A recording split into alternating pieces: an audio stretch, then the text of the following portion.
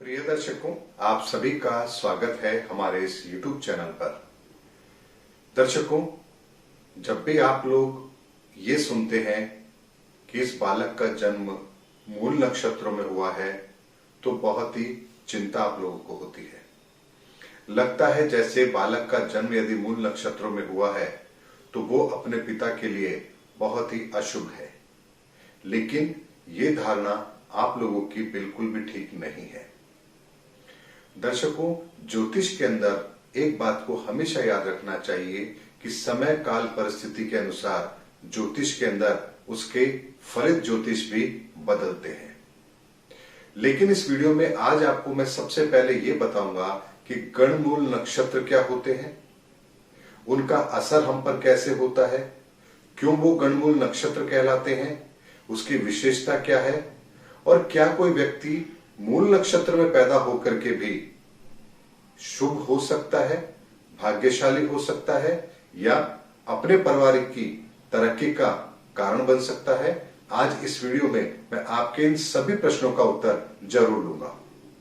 दर्शकों, सबसे पहले एक बात को समझना बहुत जरूरी है कि मूल नक्षत्र आखिर होता क्या है। दर्शकों, यदि आपके जन्म के समय पर चंद्रमा अश्विनी, अश्लेषा, मघा, मूल, ज्येष्ठा और रेवती नक्षत्र में है तो आप मूल नक्षत्र में पैदा हुए व्यक्ति कहलाएंगे। यह बात तो बहुत साधारण सी है, आप लोग सभी लोग जानते भी हैं। लेकिन दर्शकों, एक चीज को समझना बेहद जरूरी है कि आखिर इन नक्षत्रों को मूल नक्षत्रों की संज्ञा क्यों दी गई।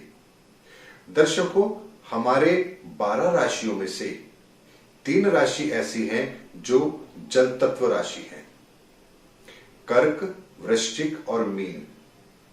और जब भी कोई ग्रह इस जल तत्व राशि से अपनी अगली राशि में जाता है जो कि अग्नि तत्व राशि है, यानी कि सिंह, धनु और मेष, जब इन अग्नि तत्व राशि में जाता है तो यहां पर उस ग्रह का स्वभाव परिवर्तन जरूर होता है। क्योंकि जल तत्व यानी कि वाटर एलिमेंट से आप फायर एलिमेंट में जा रहे हैं। ये ठीक उसी तरह की स्थिति है जैसे हम सर्दियों के मौसम से गर्मी के मौसम में जाते हैं तो आप देखिए अक्सर लोगों की तबीयत खराब होती है, या सर्दी से गर्मी आती है। यानी जब भी मौसम बदलता है तो हम इंसानों पर भी उसका कुछ प्रभाव जरूर होता है। ऐसे में ज्योतिष शास्त्र के अंदर यह कहा गया कि जब भी कोई ग्रह इस वाटर साइन से फायर एलिमेंट वाले साइन में जाता है तब यहां पर उस ग्रहों की स्थिति में परिवर्तन होता है और वो व्यक्ति के जीवन पर एक बहुत गहरा प्रभाव डालते हैं। इसीलिए दर्शकों, मेष राशि का फर्स्ट और मीन राशि का लास्ट, उन नक्षत्रों को मूल नक्षत्रों में डाला गया। कर्क राशि का आखिरी और सिंह राशि का पहला नक्षत्र, उसको भी मूल नक्षत्रों में डाला गया। और वृश्चिक राशि का आखिरी और धनु राशि का पहला, इन नक्षत्रों को भी मूल नक्षत्रों में डाला गया। अब आपको आज ये बात जरूर समझ आ गई होगी कि आखिर मूल नक्षत्र क्यों कहते हैं उन्हें। दर्शकों, चंद्रमा जब इस राशि में होता है, इन नक्षत्रों में होता है, तो यहां पर हम उसे मूल नक्षत्र कहते हैं। लेकिन यदि और कोई ग्रह चंद्रमा के अलावा इन राशियों की इस स्थिति में हो तो उसे हम गंडांत कहते हैं। यानी कि इन साइन के अंदर चेंजेस होने पर, यानी कि वाटर एलिमेंट से फायर एलिमेंट में जाने पर ग्रहों के स्वभाव में परिवर्तन जरूर आता है। इसीलिए दर्शकों, जिस व्यक्ति की कुंडली के अंदर भी इन नक्षत्रों के अंदर कोई प्लैनेट होगा, चंद्रमा के अलावा होगा तो वह गंडांत में कहलाएगा, और यदि चंद्रमा है तो वो मूल नक्षत्र में कहलाएगा। इनका प्रभाव व्यक्ति के जीवन पर जरूर होता है। लेकिन ये आधी अधूरी जानकारी है। प्रभाव शुभ होगा या अशुभ होगा यह भी हमें जरूर समझना पड़ेगा। यदि मान लीजिए मेष राशि के पहले चरण में चंद्रमा है, यानी मूल नक्षत्र में है, और मेष लग्न का जातक है या कर्क लग्न का जातक है, तो दर्शकों, कैसे हम ये कह सकते हैं कि वो व्यक्ति मूल नक्षत्र में पैदा हुआ है वो अशुभ है। ये बात बिल्कुल भी ठीक नहीं है। यानी कि जो ग्रह आपका शुभ है और यदि वो मूल नक्षत्रों में है तो दर्शकों ये बात निश्चित है कि उस ग्रह की महादशा आपके जीवन के अंदर एक इतना बड़ा सकारात्मक परिवर्तन लेकर आएगी कि जिसकी आप कल्पना भी नहीं कर सकते। लेकिन यदि वो ग्रह अशुभ है और मूल नक्षत्रों में है तो यहां पर आपके लिए एक बहुत बड़ी समस्या भी जरूर बनती है, क्योंकि मारक ग्रह यदि मूल नक्षत्र में है और उसकी महादशा हमें चल रही हो तो यह हमारे लिए बहुत ही खराब होता है, क्योंकि उसका परिवर्तन हमें पूरी तरह से हिला डालता है। ऐसे में केवल यह समझ लेना कि मैं तो मूल नक्षत्रों में पैदा हुआ हूं या मेरा ग्रह तो गंडांक में है, अब मेरे जीवन में न जाने क्या होगा, ये तो अशुभ है, पिता के लिए अशुभ है, पिता को ऐसे बालक का मुंह नहीं देखना चाहिए, ऐसी तमाम भ्रांतियां जो आज आप पाले हुए थे अब तक अपने मन के अंदर, उन्हें बाहर निकाल दीजिए, क्योंकि ऐसा कुछ भी नहीं है। केवल 5% कुंडलियों के अंदर ऐसा हो सकता है जहां पर चंद्रमा मारक स्थिति में हो और फिर मूल नक्षत्रों में पैदा हुआ हो, तो ऐसा जातक स्वभाव से बड़ा अलग होता है, क्योंकि चंद्रमा मन का कारक होता है। आपके स्वभाव को निर्धारित करने में चंद्रमा का बहुत बड़ा रोल होता है। ऐसे में नेगेटिव मूल नक्षत्र में उसका होना यानी व्यक्ति का मन से सदैव दुखी रहना। कुछ कुंडलियों के अंदर हम ये जरूर कह सकते हैं कि मूल नक्षत्र में पैदा हुआ जातक कुछ परेशान जरूर रहेगा, लेकिन ये नियम हर व्यक्ति पर लागू नहीं होता है।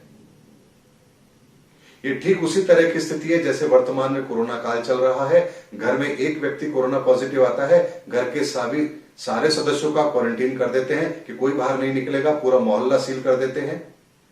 एक व्यक्ति कोरोना पॉजिटिव है लेकिन प्रभाव हम पूरे मोहल्ले पर उसका देखते हैं। यानी कि जब कोई चीज हमें समझ ना आए तो उसको इसी तरह से कंट्रोल किया जाता है, और यही ज्योतिष शास्त्र में भी है। मूल नक्षत्रों को ढंग से डिफाइन नहीं किया गया, इसीलिए मूल नक्षत्र के सभी व्यक्तियों को एक ही परिभाषा में रख दिया गया कि ये व्यक्ति अशुभ है। ऐसे जातक अपने पिता पर भारी होते हैं और पिता को ऐसे जातक का मुंह नहीं देखना चाहिए और मूल नक्षत्रों की शांति कराई जानी चाहिए।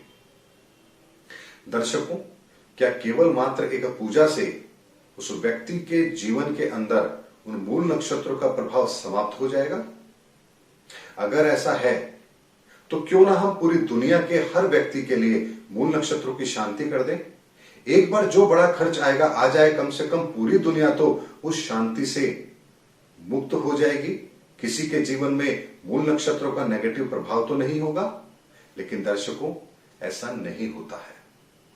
कुछ कंडीशन के अंदर ये चीज एप्लीकेबल होती है, लेकिन हर व्यक्ति के लिए चीज एप्लीकेबल नहीं होती है।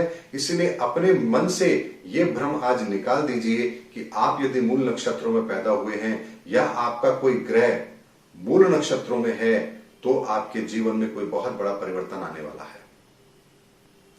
यानी कि यहां पर एक चीज को समझिए कि जब कोई बाकी ग्रह भी कर्क राशि, वृश्चिक राशि और मीन राशि के आखिरी चरण में हो या उसके आरंभिक चरण में हो अगली राशि के, तो ये गंडांत कहलाते हैं। और ये भी यदि शुभ ग्रह हैं तो आपके जीवन में बहुत बड़ा परिवर्तन लेकर आएंगे, पॉजिटिव परिवर्तन लेकर आएंगे। और यदि ये ग्रह यदि नेगेटिव हैं तो आपके जीवन में एक नकारात्मक प्रभाव भी जरूर आएगा। और चंद्रमा यदि मारक है और फिर वो मूल नक्षत्रों में है तो यहां पर आपके लिए नेगेटिव है। लेकिन यदि चंद्रमा शुभ है और मूल नक्षत्रों में है तो निश्चित मानिए आप जीवन में बहुत तरक्की भी करेंगे, ये बात निश्चित है।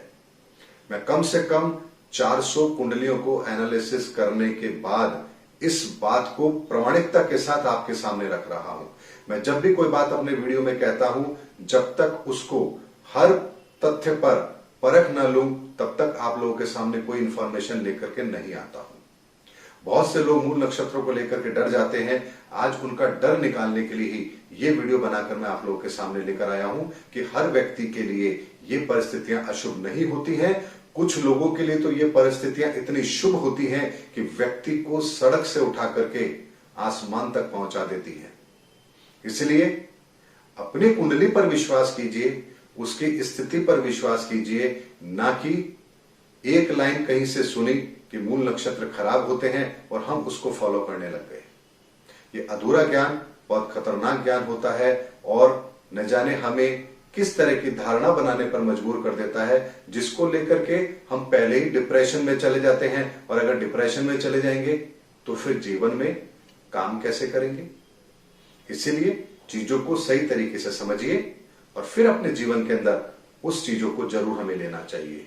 तो उम्मीद करता हूं इस वीडियो के अंदर मैंने आज आप लोगों के मन से मूल नक्षत्रों का वो डर निकाल दिया है जो आप अपने मन में पाले बैठे थे।